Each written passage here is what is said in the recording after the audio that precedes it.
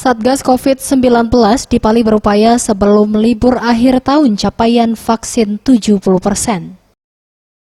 PLT Kepala Dinas Kesehatan Kabupaten Pali Dr. Zamir Alfi menjelaskan, pihaknya berupaya keras sebelum libur tahun baru capaian vaksinasi mencapai 70%, dengan mempercepat melalui keroyok vaksin di sejumlah gerai vaksin dan jemput bola ke tengah masyarakat.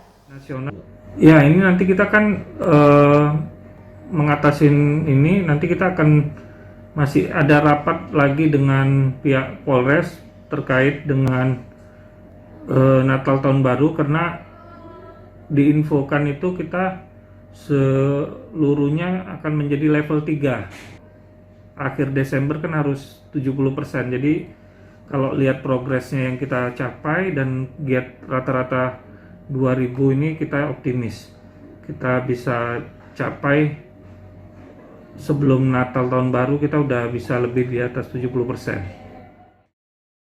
Suntik vaksin mayoritas di Kabupaten Pali jenis Sinovac disusul AstraZeneca serta Moderna khusus tenaga kesehatan. Tim Liputan Sriwijaya TV.